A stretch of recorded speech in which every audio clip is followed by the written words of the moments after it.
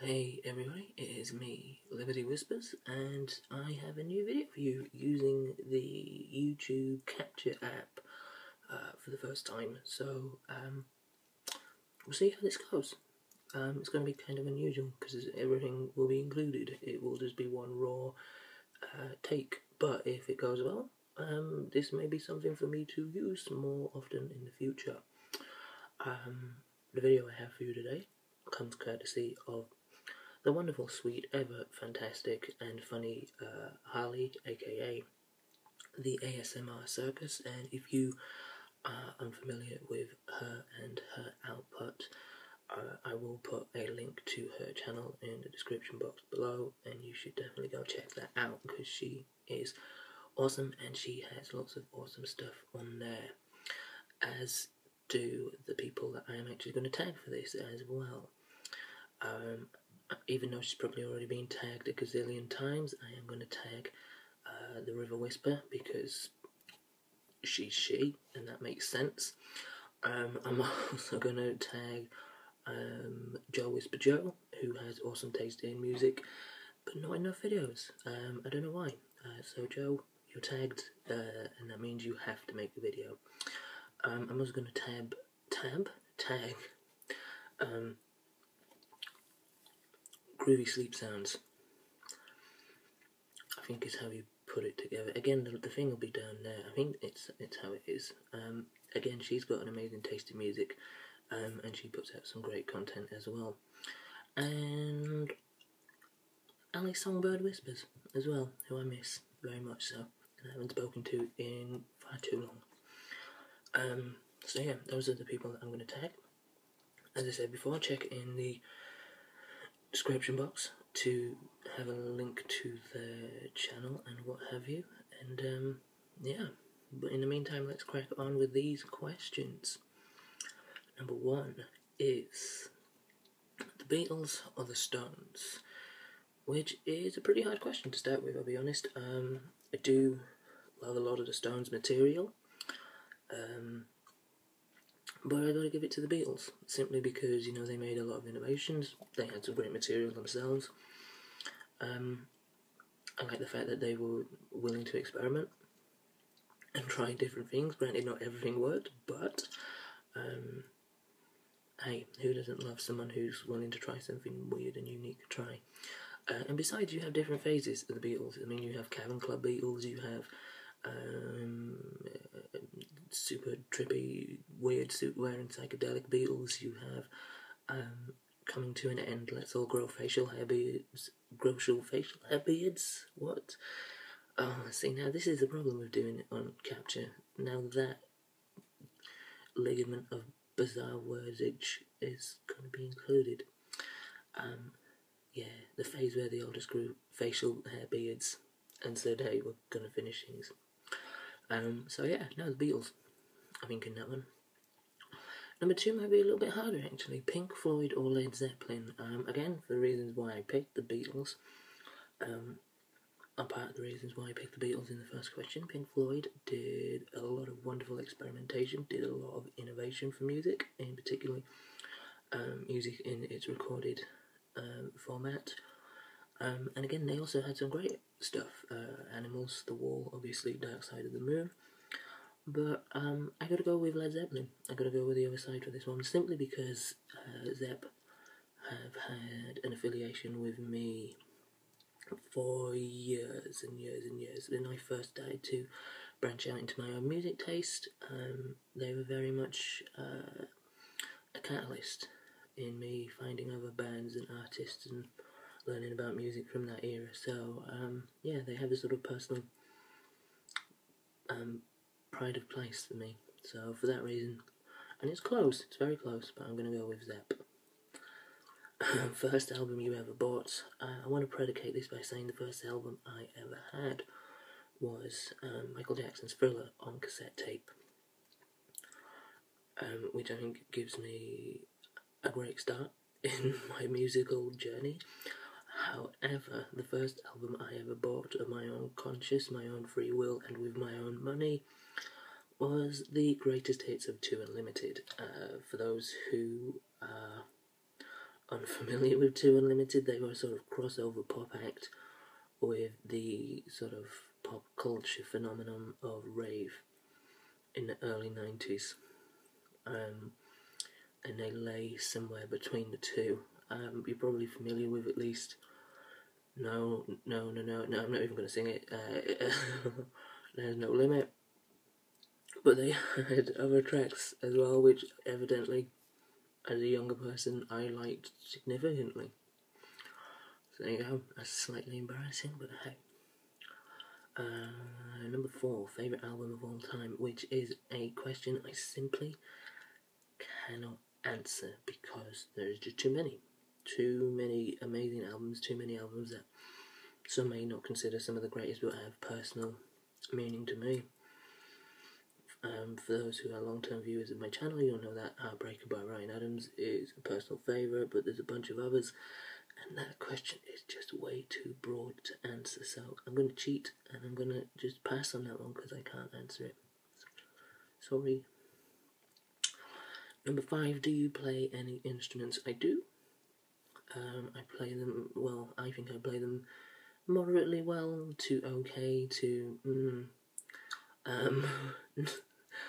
and they are guitar, keys, so piano, keyboard, synths, what have you. And at one point I was learning myself how to play the drums, and I had a drum kit in my basement, but that was when I lived alone, and since then, although I still have it somewhere, my drum kit has been disassembled and is placed somewhere in, I don't know, so yeah, but each one's fun in their own right, and yeah, so there you go. Number 7, on a scale of 1 to 10, how cool do you think Iggy Pop is or was? Back in the early days, in the 70s punk scene, in the whole CBGB's New York hardcore thing going on, I think he would have got a 10, because he was pretty cool. I mean, you read some of the stories from live performances that he did back in that era, and you know, it just kind of is the dictionary definition of rock and roll. How cool do I think he is now? Well, I don't know how far they've travelled, but mainly because I think they were from a UK firm, but he did a series of insurance adverts in which he played a very sort of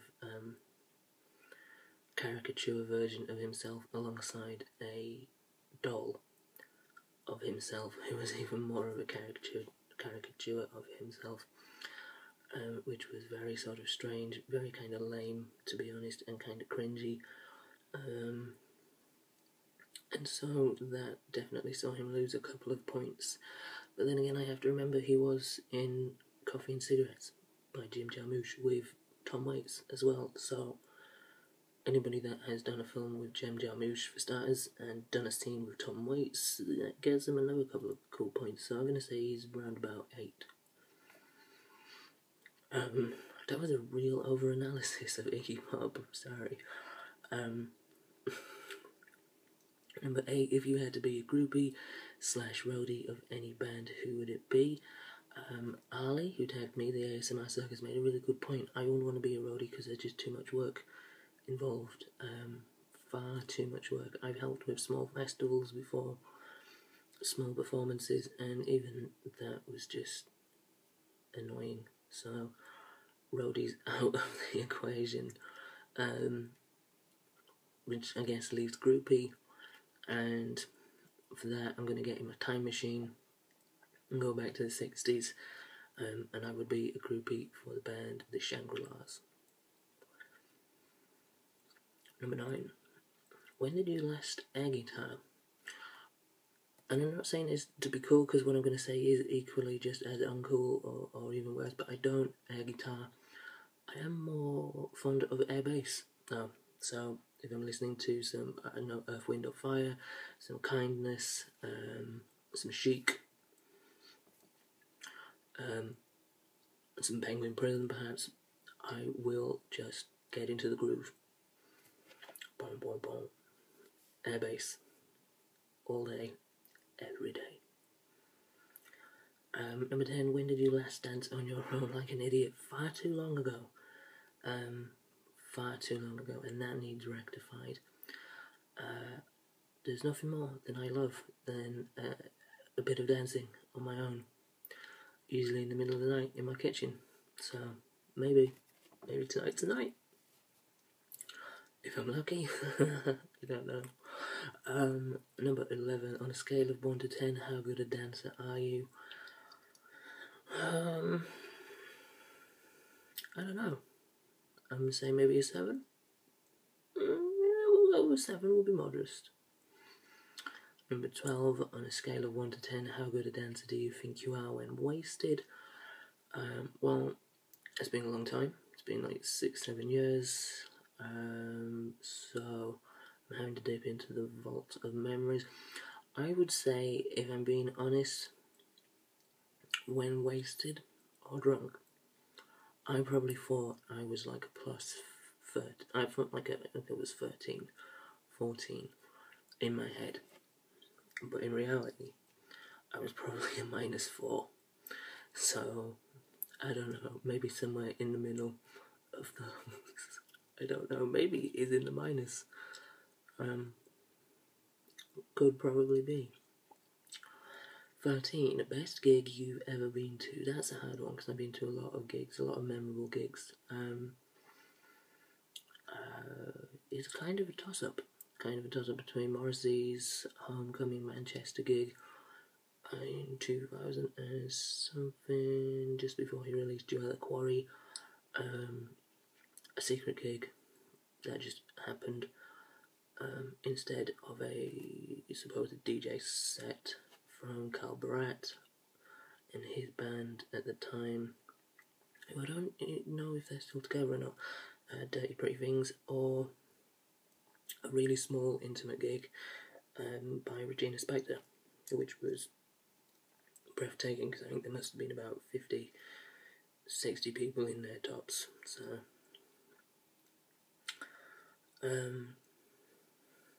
number 14, not really a question, I just think you should reconsider your answer if you didn't put at least 10 for number 7. See, I would have, but those adverts just, they've stripped Iggy of points. Number 15, do you share any musical taste with your parents? Does it put you off when they like the same music you do? Chances are they don't, ever. My mother thinks a lot of my music is weird. To be fair, a lot of it does have a tendency to be weird because I do reviews. I have to go through a whole canon of different music. Some of which is great, some of which is not, some of which is somewhere in between. So I think if you were to ask her, general opinion would be that my taste in music is weird. But we do share some musical tastes. We like soul music, northern soul, sort of 60s R&B, Motown stuff. Some rock stuff. She got into a period where she liked emo bands, like My Chemical Romance and stuff, which I thought was kind of cool. You know, because people write older people off, like parents and whatnot, as just sort of being old fuddy-duddies with their old music from yesteryear, but no, I think it's cool. I think it's cool when older people and parents try and, well, at least give sort of more contemporary music a go. So, yeah, good for them. I wouldn't be embarrassed at all. Number 16, 3 favourite genres of music. Oh goodness, that's a hard one. Oh my, probably experimental / electronica. That is a really broad umbrella, but I don't care. I'm classing it as one. Hip hop and alternative / indie rock, I would say. But I love all kinds of music. Which I know is a real standard answer, generally means that the person kind of just likes whatever is popular, but I generally do everything from bluegrass to country, which is essentially a subgenre of country, to classical, I meant to say. to drum and bass, to new wave, to post-rock. Post-rock I've really got into over the last couple of years. Yep, genres are weird because things cross over, and it always seems like we're trying to put stuff into genres with labels and such. But that's a different conversation for a different day. Number 17, which decade do you wish you'd grown up in so you could have lived through that generation of music? Hands down, and it's not just because of the music, although hands down this sort of decade was the best for music, period, and that is the 70s. You had a whole host of fantastic singer-songwriters on the go. You had a whole host of fantastic rock acts on the go. You essentially had the birth of punk and of hip-hop in that genre, and the sort of seeds of electronica with a sort of real first use of synthesizers in the 70s as well. So there's so much which owes so much to that decade, but I just generally have a real affiliation for the 70s anyway. But yeah, that's a no-brainer. Favourite guilty pleasure music? Probably disco. A lot of people kind of think disco is played out and kind of not cool or what have you. I mean, you shouldn't have any guilt about liking something to begin with. And I don't have any guilt about liking disco. I am an unashamed disco fan. But I would probably say that, yeah. There's some pop tracks and stuff which I guess you could class as that, but in general probably disco, which I maybe like a little bit too much. I don't know. Number 19, you can tell I'm running out of inspiration now, can't you? Fuck it. If you had to choose a song to listen to forever, just one song to listen to forever, what would it be? That again is too hard. I couldn't tell you off the bat. I would need to do some serious thinking and probably some list making to get a proper answer, but general sort of settings for it would probably be quite a long song, maybe like 7 to 10 minutes. Probably upbeat musically, but doesn't necessarily have to be upbeat lyrically. In fact, if it's somewhat sad or introspective or conscious on some level, I guess, would probably be a good criteria. But yeah, I can't name one song that I'd like to listen to forever. That is insanely impossible. Number 20, do you write music? If so, why? Yeah, I kind of do. I have a couple of music projects which I have done some stuff for. Some of you may have heard of them, some of you may have not. If you want to, you can find them on my other channel, youtube.com/malfoss85. No, it's not, that's not the one. I'll put it in the description box, but yeah, it's on my other channel with a couple of short films to go with them. But yeah, why I make it? Simply because I love music, and I think music is a fantastic way to communicate. And that could span anything. It could communicate how you're feeling, things that you feel for, things that you think about, things that intrigue you. It is an amazing vessel for you to kind of just pour what's inside outside and share with other people. So, you know, if you can and you have the desire to, then why not? Number 21, do you still buy music? What are your thoughts on downloading? I do. As I mentioned before, I review music. I do album reviews for both my own site and another. So I get a lot of records sent to me via either private stream or download links. I think download is kind of where it's heading as a main stream thing. I do think it's becoming more and more at the forefront, and you know, it has its benefits, but I do still buy music. I've been reviewing records for the last 3 years, I want to say, and at the end of each year I do a list and as I'm putting my list together, and throughout the year, as I did last year, I will buy records that I really love, records that are like my favourites for that year. I will buy them and add them to my vinyl collection, because there's something genuine and romantic, I think, about the physical manifestation of music, something that you can hold, something that you can feel, something that you can pass on to others, either to listen to share, or, you know, inherit, or whatever. You know, it's a sort of bonding experience, and I think the physical manifestation of anything is important. So yes, very much still an active music purchaser. 22 favourite guitar solo. Oh goodness, that's a tough one. Could be the one from Freebird by Lynyrd Skynyrd, which I know people give that song shit, but the solo is pretty awesome. The whole song's pretty awesome. Fuck it, that's a guilty pleasure. I would actually say possibly Eddie Van Halen's solo in Beat It by Michael Jackson. That's a pretty badass solo. It's really tight, it's really well put together, and it's, you know, super memorable, and it has all the characteristics you would want in a guitar solo. So yeah, I'm gonna go with that. Number 23, which song would you karaoke to? In the past, when I've karaoke'd, a particular stable mark that I do, I don't know why, because I'm not a huge fan of theirs, but Duran Duran, Girls on Film. I don't know why, I just have so much enthusiasm and energy whenever I sing that song. Go figure. I still don't know myself, but yeah, that is my karaoke song of choice. I have no idea why, but there you go. Let's go karaoke. Karaoke? Oh goodness, I'm just gonna stop. Karaoke. Oh.